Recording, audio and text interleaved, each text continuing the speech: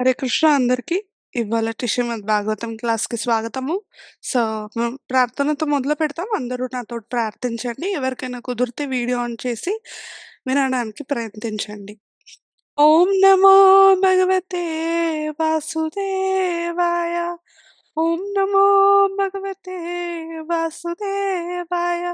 ఓం నమో భగవతే వాసుదేవాయ. ఓం అజ్ఞానతిమిరంధస్య జ్ఞానాంజనశలాకయా చక్షురున్మిలితం येन తస్మై శ్రీగురవే నమః. నమో విష్ణుపాదాయ కృష్ణప్రేష్ఠాయ భూతలే శ్రీమతే భక్తివేదాంత స్వామిన్నితి నామినే. నామస్తే సారస్వతే దేవే గౌరవాణి ప్రచారిణే నిర్విశేష శూన్యవాది పాశ్చాత్య దేశతారిణే. జై శ్రీ కృష్ణ చైతన్య ప్రభు నిత్యానంద శ్రీ అద్వైత గదాధర శివాసాది గౌర భక్త వృంద. హరే కృష్ణ కృష్ణ కృష్ణ హరే హరే హరే రామ రామ రామ హరే హరే. హరే కృష్ణ అందరికి. సో నిన్నటి శ్లోక మనము 26 వరకు చూశాము. సో ఇవాళటి శ్లోక 27 ఎవరికైనా కుదిరితే చదవచ్చు. ఒక్క నిమిషం నేను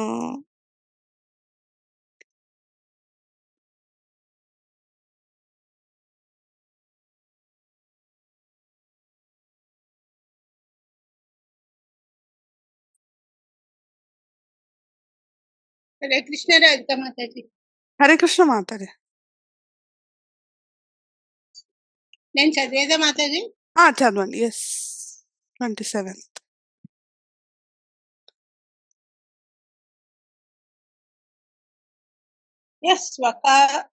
స్వకాత్పరతో వేహ జాత నిర్వేద ఆత్మవాన్ హృది కృత్వా హరిం గేహాత్ ప్రవ్రజేత్స నరోత్తమః.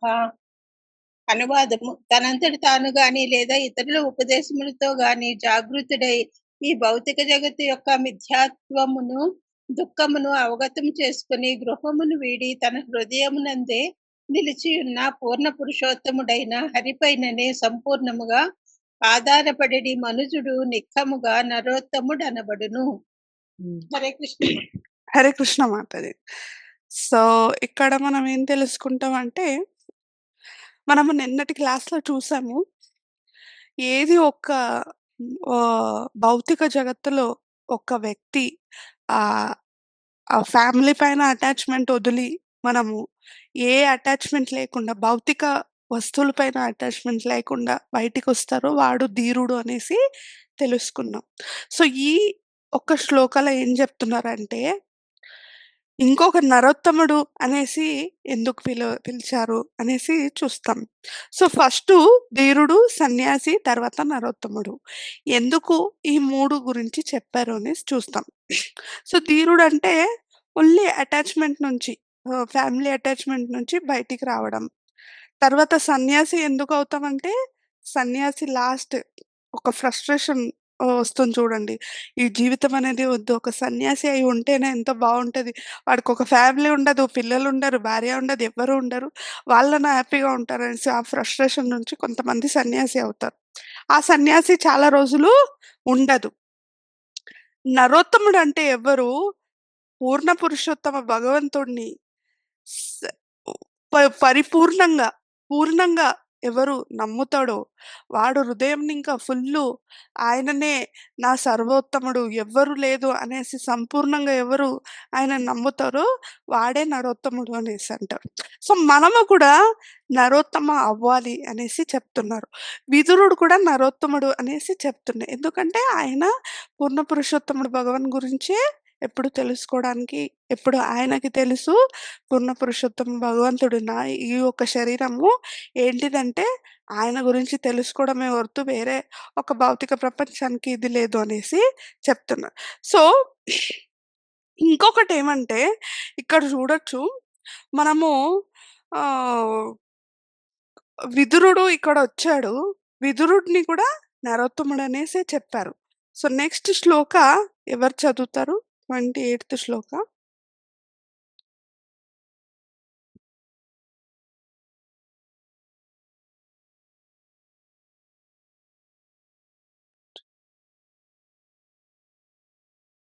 మైథిలి మాతని మీరు చదువుతారా? హరే కృష్ణ మాతాజీ దండోత్సవం. హరే కృష్ణ మాత. 28వ శ్లోకం. అతో దీచీం దిశం యాతు స్వైరజ్ఞాతాగతిర్భవాన్ ఇతోర్వాక్ ప్రాయశః కాలః పుంసాం గుణవికర్షణః. అనువాదం: మానవుల శుభలక్షణములను హరించున్నట్టి కాలము వేగముగా ఆసన్నము కానున్నది. కావున దయచేసి శీఘ్రమే నీవు బంధువులకు తెలియని రీతిలో ఉత్తర దిక్కుగా వెడలుము. ఇక్కడ హరే కృష్ణ చెప్పారు. మాతాజీ హరే కృష్ణ దండోత్సవం. మాత దండం. ఇక్కడ చెప్పారు విదురుడు ఏం చెప్పాడు, ఇమ్మీడియట్ గా ఇక్కడ నీ ఒక బంధువులకి చెప్పకు, ఎవరి యుధిష్ఠిరుడికి అదే పాండవులకి ఎవరికి చెప్పకు, ఇక్కడ నుంచి వెళ్ళిపోతాం రా అనేసి, ఇమ్మీడియట్ గా వెళ్ళిపోతాం రా అనేసి చెప్పారు. సో మనము ఎందుకు అట్లా చెప్పాడంటే పర్పోట్లో ఒకటి చెప్తారు. ఇప్పుడు నెక్స్ట్ కలియుగం వస్తుంది. కలియుగం నెక్స్ట్ వస్తుంది. వచ్చేటప్పుడు మంచోళ్ళందరూ చెడోళ్ళయిపోతారు. ఇప్పుడు మంచి ఇన్‌స్ట్రక్షన్ చెప్పాడు విదురుడు. అందుకే చెడు ఇది ఏంటిది కలియుగం వచ్చిన తర్వాత అపోజిట్‌గా అయిపోతాడేమో అనేసి, అందుకే ఏం చెప్తున్నా, ఇమ్మీడియేట్‌గా ఎళ్ళిపోతాం రా. ఒక్క క్షణం కూడా నువ్వు వేస్ట్ చేయకు, వెళ్ళిపోతాం రా అనేసి చెప్పి ఇక్కడనింకా పిలుచుకొని పోతాడు. సో నెక్స్ట్ శ్లోక 29th శ్లోక ఎవరైనా చదువుతారా?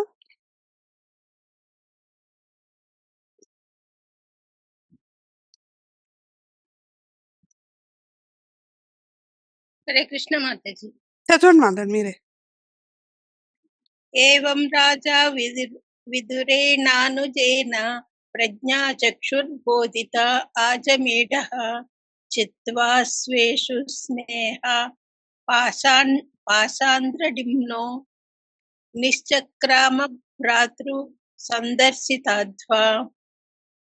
అనువాదము: ఆ విధముగా అజమేఢ వంశజుడగు ధృతరాష్ట్రుడు అంతఃపరీక్షకు సంబంధించిన జ్ఞానముచే ప్రజ్ఞచే దృఢముగా సమాధానపడిన వాడై దృఢ సంకల్పముతో బలమైన స్నేహపాశమును తక్షణమే త్రెంపివేసుకుని కనిష్ట సోదరుడైన విదురుడు ఉపదేశించిన రీతికి ఆత్మానుభవ మార్గమున చనుటకై శీఘ్రమే గృహమును వీడెను.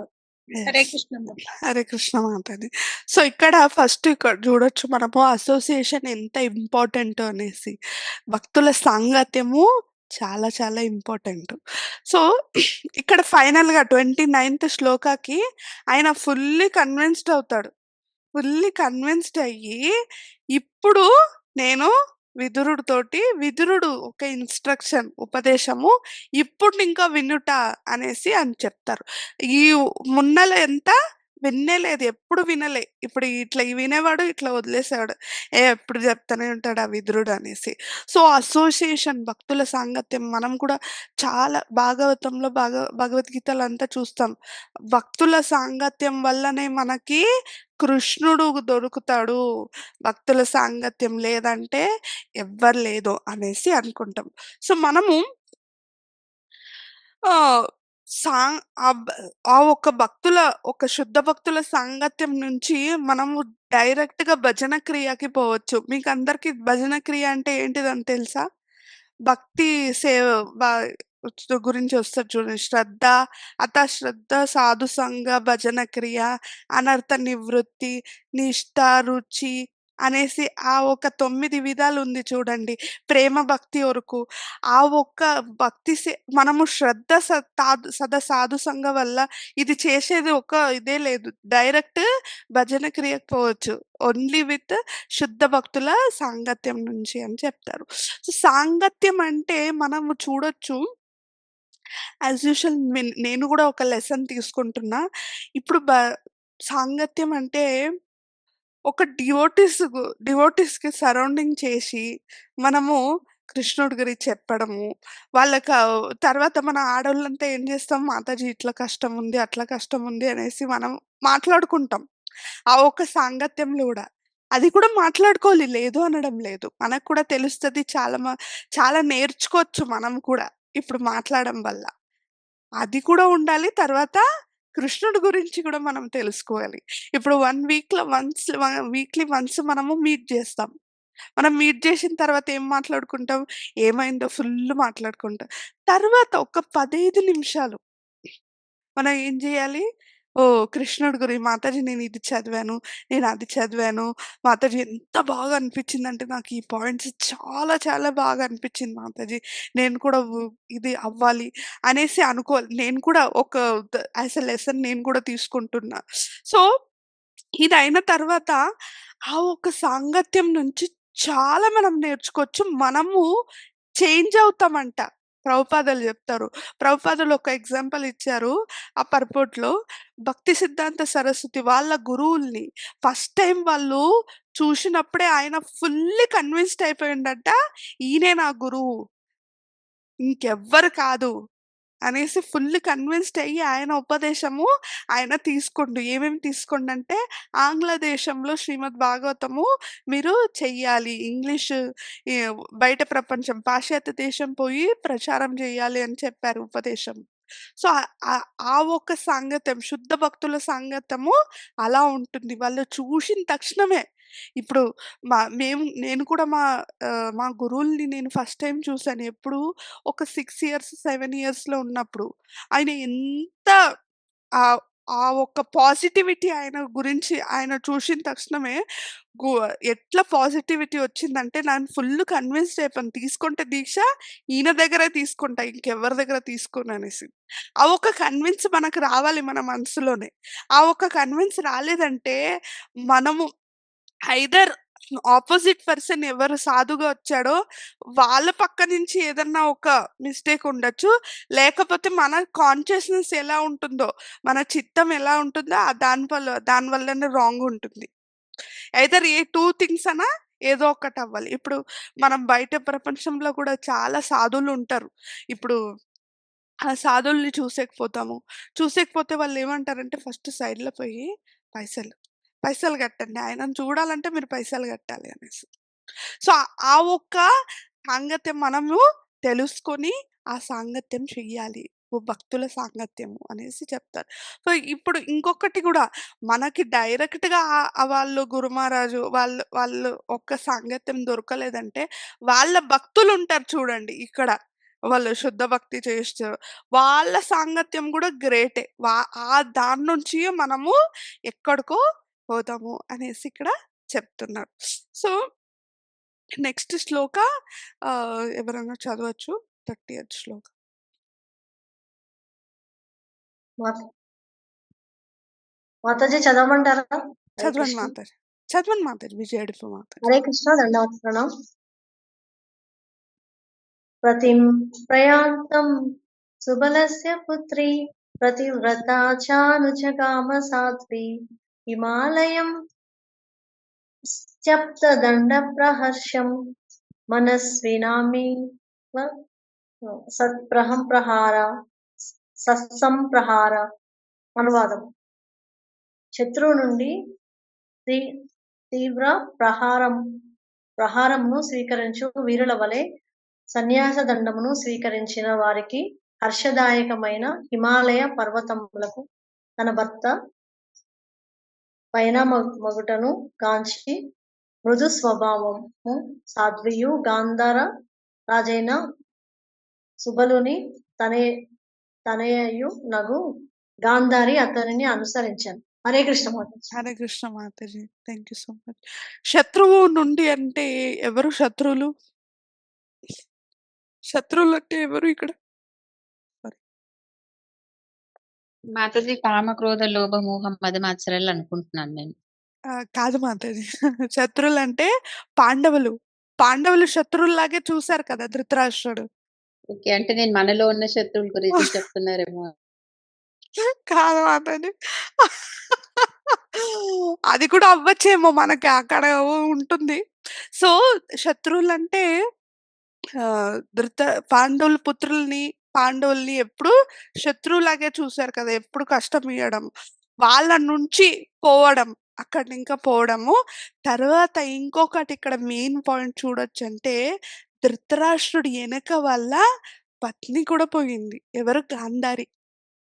గాంధారి ఎంత గొప్ప ఆహ్, ఆమె ఎంత గొప్ప వ్యక్తి అంటే ఎప్పుడు పెళ్లి ఫిక్స్ అయ్యిందో, నా ఒక్క భర్తకి ఆహ్, కళ్ళు లేదంటే నేను కూడా క ఆ ఒక్క నాకు నేను కూడా చూడననేసి పతివ్రత నారి ఈమ అనేసి ఇక్కడ చెప్తున్నారు. సో, గాంధారి కూడా ఎళ్ళిపోయింది ఆయన ఎనకే అనేసి చెప్తున్నారు.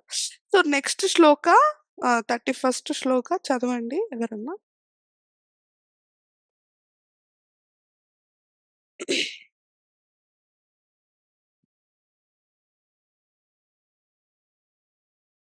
మైథిలి మాతాజీ మీరే చదివేయండి మాతాజీ. హరే కృష్ణ మాత దండకు. హ్మ్. అజాతశత్రుః కృతమైత్రో హుతాగ్నిర్విపాన్ నత్పాత్ తిలగో భూమిరుక్మైః గృహం ప్రవిష్టో గురువందనాయ న చాప్యశత్ పితరౌ సాబలీం చ. అనువాదం. అజాతశత్రువైన ధర్మరాజు ప్రతిదిన ప్రార్థనము, సూర్యదేవునికి హవనము, బ్రాహ్మణులకు గోవులను, ధాన్యమును, భూమిని, బంగారమును దానమొసగి నమస్సులు అర్పించుట వంటి ప్రాతకాల కార్యక్రమములను నిర్వహించి పెద్దలకు వందనములనొసగా వారి మందిరమున ప్రవేశించెను. కాని అతనికి అచ్చట పితరులు గాని పెద్ద తల్లి అయిన సుబల తనయ గాని కనిపించలేదు. హరే హ్మ్. కృష్ణ మాతాజీ. హరే కృష్ణ దండకి. మాతాజీ. ఎంత బాగుంది చూడండి. యుధిష్ఠిర్ నుంచి చాలా చాలా నేర్చుకోవాలి మనము గూడా. చూడండి ప్రాతకాలం లేచి ఏం చేశాడు? డైరెక్ట్‌గా పొద్దుగాల లేచి స్నానం జేసి డైరెక్ట్‌గా ఎక్కడ బోయాడు? దేవుడి రూమ్‌లో పోయి ఫస్టు ప్రార్థన చెల్లించాడు. ప్రార్థన చెల్లించిన తర్వాత ఏం జేశాడు తర్వాత? ప్రార్థన చెల్లించిన తర్వాత? మాతాజీ బ్రాహ్మణులకు దానము అన్ని ఇచ్చారు కదా! దానము. ఆ తర్వాత రోజు దానమంట. ఒక్కరోజు కాదు. రోజు దానమియ్యడము. తర్వాత పెద్దవాళ్ళు ఎవరున్నారో ఇంట్లో వాళ్ళకి ప్రార్థన వాళ్ళకి. తర్వాత ఎవ్వరు లైవ్‌గా ఉన్నారో అక్కడ పోయి ఇంట్లో. ఇప్పుడు పెద్దవాళ్ళుంటారు. వాళ్ళకి పోయి నమస్కరించాడు. నమస్కారం చేసిన తర్వాత ఆహ్, పోయి చూస్తే విదురుడు, ధృతరాష్ట్రుడు, తర్వాత గాంధారి ముగ్గురు ఎవ్వరు లేదు. ఎందుకంటే 29థ్ శ్లోకంలో చెప్తుంది కదా! ఇమ్మీడియేట్‌గా ఎళ్ళిపోయిండు అనేసి. ఎవ్వరికీ చెప్పలేదు. యుధిష్ఠిర్ మహారాజుకి చెప్తే "ఎందుకెళ్తున్నావు? నువ్వు వయసైన ముసలాయన ఎక్కడుంటావు? తర్వాత ఎవరు నిన్ను చూసుకుంటారనేసి ఒక క్వెషనొస్తుంది గదా! యుధిష్ఠిర్‌కి ఎంతో చేశారు. పాండవులకి ద్రోహం అనేది చేశారు. అయితే ఆ ఒక్క గొప్ప మనసు చాలా పెద్దది అనేసి ఇక్కడ చెప్తున్నారు. సో, ఇదంతా చేసిన తర్వాత ప్రభుపాదులు మెయిన్ ఇంపార్టెంట్ ఏం చెప్తారంటే, మనము పెద్దవాళ్ళు ఎవరున్నారో ఇంట్లో, మనము ఫస్ట్ నేర్చుకోవాలి. ఏంటిది నేర్చుకోవాలి? పొద్దుగాల లెవ్వాలి. తర్వాత డైరెక్ట్‌గా పూజ చెయ్యాలి. దానం అంటూ అవ్వదులెండి. దానం ఎప్పుడో ఒక టైం అన్నా ఇవ్వచ్చు మనము. పెద్దవాళ్ళకి పూజ చెయ్యాలి. తర్వాత పెద్దవాళ్ళకి ఒక ఆశీర్వాదం మనం తీసుకోవాలి. అది మనం చేస్తే మన నుంచి పిల్లలు కూడా నేర్చుకుంటారు. అవునా కాదా? సో, మనమే చెయ్యకపోతే పిల్లలేం నేర్చుకుంటారు? ఇది అందరూ అగ్రీ చేస్తారు కదా! పేరెంట్స్ ఎవరున్నారో, అమ్మ, నాన్న ఎవరున్నారో, అమ్మ, నాన్న ఏం చేస్తే మనం కూడా అదే చేస్తాం. ఇప్పుడు నాకు ఫర్ ఎగ్జాంపుల్ చూడండి, నా మా నాన్న పొద్దుగాల లేసేవాళ్ళు, చేసేవాళ్ళు, పూజ చేసేవాళ్ళు, భాగవతం చదివేవాళ్ళు. ఆ ఒక్క కృష్ణ కాన్షియస్‌నెస్ ప్రాక్టీస్ నుంచి నేను కూడా స్టార్ట్ చేశాను. ఇప్పుడు నా గౌరంగకు కూడా మేము అదే నేర్పిస్తాం. పొద్దుగాల లేవడము, తర్వాత ఆహ్, వు మేము వీక్లీ వన్స్ మేము మంగళారతికెళ్తాం. సో, వీక్లీ వన్స్ వాడిని కంపల్సరీ మేము తీసుకుపోతాం. ఎందుకు తీసుకుపోతాం? వాడికి కూడా ప్రాక్టీస్ అవ్వాలి అనేసి.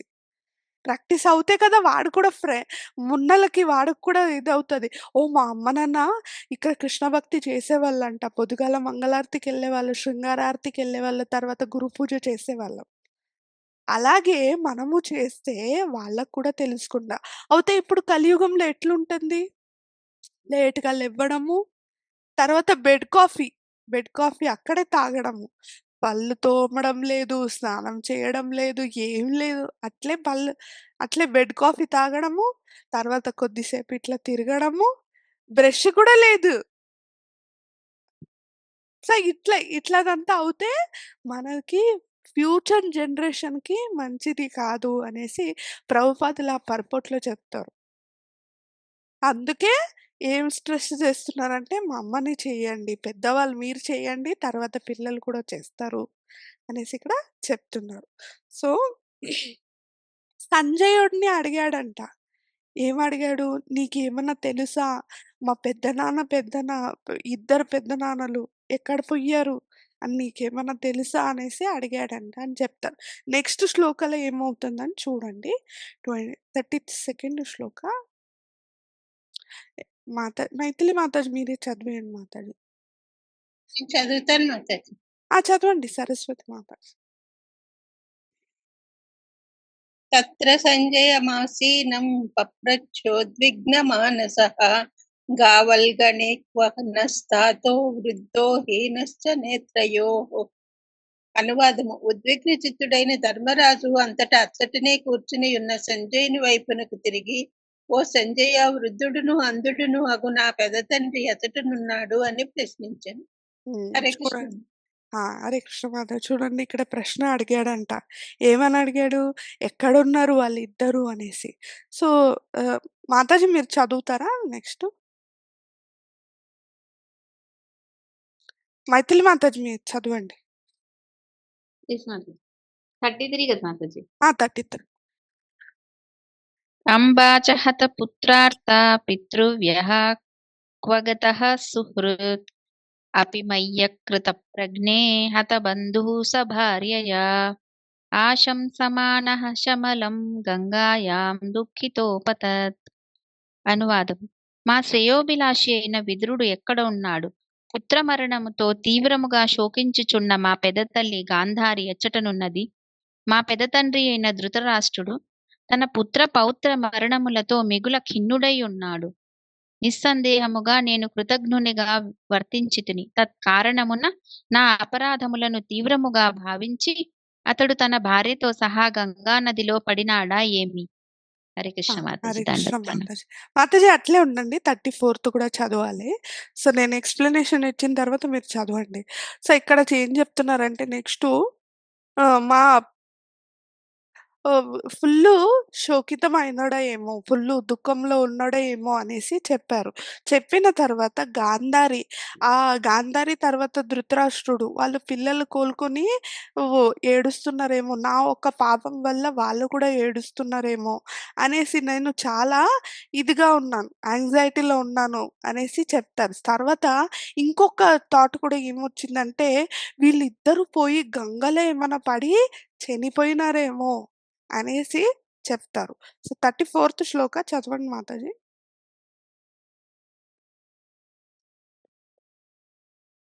విసర్యుపరతే పాండౌ సర్వాన్నః సుహృద శిశూన్ అరక్షతాం వ్యసనతః పితృవ్యౌ క్వ గతా పితః. అనువాదం. మా తండ్రి అయిన పాండురాజు మరణించినప్పుడు పసివారమైన మమ్ము మా పెదతండ్రి మరియు పినతండ్రులే సర్వవిధములైన ఆపదల నుండి రక్షించిరి. వారు సదా మా శ్రేయోభిలాషులై ఉండిరి. అయ్యో, వారిప్పుడు ఇచ్చట నుండి ఎక్కడికేగిరి? హరే హ్మ్. కృష్ణ మాతాజీ. హరే కృష్ణ దండోత్. మాతాజీ. చూడండి ఎంత మంచి గొప్ప మనసు యుధిష్ఠిర్ మహారాజ్‌కి. ఆ ధృతరాష్ట్రుడు చూసుకున్నాడా? పాండవు పోయిన తర్వాత చూసుకునే లేదు. ఎప్పుడు కష్టమే ఇచ్చాడు. వాళ్ళకి ఏదో ఒకటి కష్టం ఇయ్యడము, తర్వాత పాయిజన్ ఇచ్చాడు, తర్వాత ఇల్లు ఫుల్లు అగ్ని పెట్టాడు. చనిపోని ఎందుకంటే ఆ ఒక్క రాజ్యమంతా నేను లేకపోతే నా కొడుకన్నా అనుభవించాలనేసి. ఎంత గొప్ప మనసు చూడండి. మనము ఇట్లా చేయాలి అనేసి ఆ ఒక్క పర్పస్‌లో ఏం చెప్తారంటే, లైఫ్‌కి ఒక ఎగ్జాంపుల్ తీసుకోవాలంటే యుధిష్ఠిర్ మహారాజ్‌ని తీసుకోవాలి అని చెప్తారు ప్రభుపాదులు. ఎందుకు చెప్పారంటే, ఏదే ఒక కష్టం రాని వాళ్ళని ఏ ఒక్క నొప్పి పెట్టకుండా చూసుకున్నాడు. చూసుకొనిన తర్వాత కూడా ఏం చెప్పాడు, మా ఒక తండ్రి లేకున్నప్పుడు వీళ్ళే నన్ను చూసుకున్నారు. ఒక సత్యం ఏంటిది? విదురుడు తర్వాత ఇంకొకరు ఎవరు భీష్మ మహారాజు చూసుకున్నారు. ఇంకెవ్వరు చూసుకోలేదు. ధృతరాష్ట్రుడు కూడా వాళ్ళ పిల్లలు కూడా చూసుకోలేదు. అయితే గొప్ప మనసుండే ఆ వ్యక్తి ఎప్పుడు చెప్పాడు, మా ఒక శ్రేయోభిలాషి ఆయన ఎప్పుడు నన్ను మంచిగా చూసుకున్నాడు. వాళ్ళెక్కడ పోయారు అనేసి అడుగుతున్నాడు. సో, నెక్స్ట్ శ్లోక 35th శ్లోక. చదవండి మాతాజీ నేను ఏమన్నా. చదివేది. చదవండి మాతాజీ. యెస్. సూత ఉవాచ కృపయా స్నేహ వైక్లవ్యాత్ సూతో విరహకర్షితః ఆత్మేశ్వరమచక్ష చక్షాణు నప్రహ్యాహాతి పీడితః. అనువాదము. సూత గోస్వామి పలికెను. తన ప్రభువైన ధృతరాష్ట్రుని గాంచక కరుణ మరియు మనోక్షోభల చేత దుఃఖితుడై సంజయుడు ధర్మరాజునికి సరిగా సమాధానము నొసగలేకపోయాను. హరే కృష్ణ. హరే కృష్ణ మాతాజీ. సో, 36th కూడా చదివేయండి మాతాజీ. నేను ఎక్స్‌ప్లనేషన్ ఇచ్చేస్తాను. 36వ శ్లోకం. విమృజ్య శ్రూణి పాణిభ్యాం విష్టభ్యాత్మానమాత్మన అజాతశత్రుం ప్రత్యూచే ప్రభో పాదవనుస్మరన్. అనువాదము. తొలుత అతడు బుద్ధిచే మనస్సును నెమ్మదిగా సమాధానపరిచి కన్నీటిని తుడుచుకొని తన ప్రభువగు ధృతరాష్ట్రుని పాదములనే స్మరించుచు ధర్మరాజునకు సమాధానం మసుగదొడగెను. యెస్. సో, ఇక్కడ మనకి తెలుసు. ఒక క్వెషన్ రావచ్చు. నాకు కూడా ఈ క్వెషన్ వచ్చింది. ధృతరాష్ట్రుడు పాండుపుత్రులకి చాలా కష్టం అనేది ఇచ్చాడు. మనసులో కపటం అనేది పెట్టుకున్నాడు. సంజయుడికి తెలవదా? ఏ టు జెడ్ తెలుసు ఆయనకి. ఆయన ఎందుకు నా ఒక్క గొప్ప మాస్టరు, నా ఒక్క తండ్రిగా తెలుసుకొని నన్ను వెళ్ళిపోయాడు, నన్ను మోసం చేశాడని ఎందుకు చెప్పాడు? ఎందుకు చెప్పాడు ఇక్కడ చెప్పండి ఎవరైనా? సంజయుడు ఎందుకు చెప్పాడు? అంటే మాతాజీ చాలా ఈ సంవత్సరాల నుంచి ఆయన అంతరంగిక సేవకుడిలాగా ఉన్నాడు గదా సంజయుడు. ఆ! అయితే వెళ్ళిపోయేటప్పుడు ఒక్క మాటన్నా చెప్పాలి గదా! చెప్పకుండా ఎళ్ళిపోయాడని జెప్పి అట్లా అనుకుంటున్నాను మాతాజీ మోసం చేశారని చెప్పి. మోసం చేశాడంటే అవును. అయితే చూడండి, ఒక గొప్ప మనసు ఎక్కడి నుంకో వస్తుందంటే గొప్ప భక్తులకే వస్తుంది. వాళ్ళెంతే మోసం చేయని. ఇప్పుడు ధృతరాష్ట్రుడు పాండవులకి మోసం చేశాడు. ఆ ఒక్క తప్పుని వదిలేసి మా ఒక నేనెన్నో సంవత్సరం ఇంకా నీ నీ దగ్గరే పని చేస్తున్నా. ఆ! నీకెప్పుడు యూజ్‌ఫుల్‌గా ఉన్నప్పుడంతా నీకు హెల్ప్ చేశాను నేను. నువ్వు నాకు ఒక్క మాటన్నా చెప్పొచ్చు గదా! అనేసి ఆ ఒక్క రూపంలో సంజయుడు తెలిసి ఇక్కడ చెప్తున్నాడు. సో, ఇది చెప్పిన తర్వాత ఆయన సమాధానం చేసుకుంటాడు మనసుకి. ఇప్పుడు షాక్‌లో ఉన్నాడు. సమాధానం చేసుకోవడానికి మనకి కొద్ది సమయమన్నా పడుతుంది కదా! సో, కొద్ది సమయం పట్టిన తర్వాత ఆయనకి నెక్స్ట్ శ్లోకాలో ఆన్సర్ జెప్తాడు. ఎవరికి? యుధిష్ఠిర్ మహారాజ్‌కి సంజయుడు. సంజయుడు నెక్స్ట్ చెప్తాడు.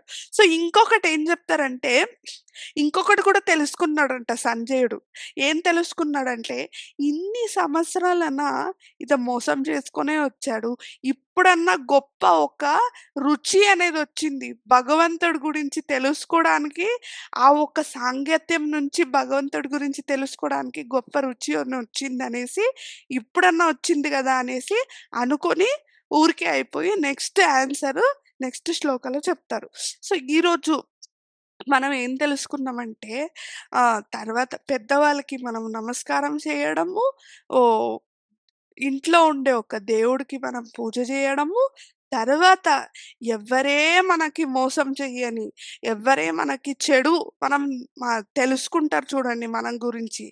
అదంతా వదిలేసి మనము మంచిది చెయ్యాలి వాళ్ళకి. యుధిష్ఠిర్ మహారాజ్‌కి ఒక బెస్ట్ ఎగ్జాంపుల్ తీసుకొనొచ్చు మనము. వాళ్ళకిన మనకెంత కష్టమొస్తుందండి చెప్పండి. వాళ్ళని చంపేంత ఒక కష్టమొచ్చింది వాళ్ళకి. అవుతే కూడా వాళ్ళు ఎప్పుడు తెలుసుకోలేదు. వీళ్ళిట్లా ద్రోహం చేశారు, ధృతరాష్ట్రుడు ఇట్లా చేశాడు, ధృతరాష్ట్రుడు అట్లా చేశాడు, వాళ్ళ కొడుకు ఇట్లా చేశాడనేసి ఎప్పుడు తెలుసుకోలేదు. వాళ్ళకి మంచిదనేదే చేశాడు. ఎవరితో చెడుది చెయ్యలేదు. ఆ ఒక్క లెసన్ మనం తీసుకొని మనం కూడా తర్వాత ఇంకొకటి భక్తుల సాంగత్యంలో వచ్చినప్పుడు మనం ఏమి చదవాలి, ఏమి నేర్చుకున్నామని చెప్పాలి. వేరే భక్తులు కూడా మనం నేర్చుకుంటాం. మన నుంచి వేరే వాళ్ళు నేర్చుకుని, వాళ్ళ నుంచి మనం కూడా ఆ ఒక్క లెసన్ తీసుకొని ఇక్కడికి నేను విరామం తీసుకుంటాను. ఎవరికైనా ప్రశ్నలుంటే అడగొచ్చు. లేకపోతే నెక్స్ట్ వీక్ మనము ఈ చాప్టర్ కంటిన్యూ చేస్తాం. Okay. Thank you. Hare Krishna. Hare Krishna అందరికి. గ్రంథరాజ్ శ్రీమద్ భాగవతం కీ జై. శిల ప్రభుపాద్ కీ జై. హరే కృష్ణ.